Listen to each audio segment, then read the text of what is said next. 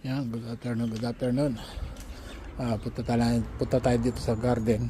Yan, may mga kalabasa, katapos kamatis. Yan. Yan ang tinanim natin na tanglad. Yan ang mga kalabasa. Tapos dito ayun ang bunga, oh. Yan, bunga.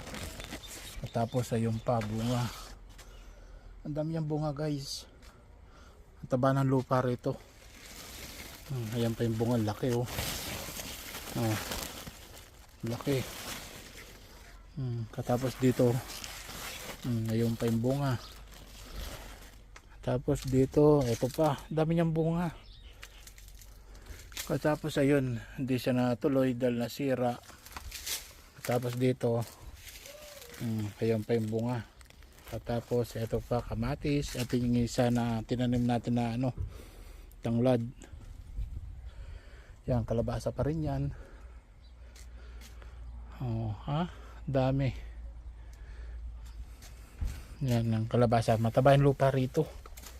Dahil yung lupa rito yung natunaw na damo. Yan, ang laki ng bunga, oh. Kalabasa kayo dyan. Ang dami niyang bunga, oh. Yun pa.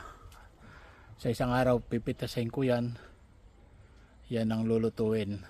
Lagyan natin ng baboy, sahog. Tapos kuha lang tayo ng mga talbos-talbos dito para pang sahog tsaka bulaklak.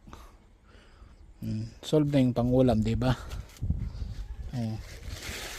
Tapos pag namunga yung mga kamatis, yan mga kamatis natin dito. Yan lang po. Yan, kalabasa, matabang kalabasa, malalaking bunga. Thank you.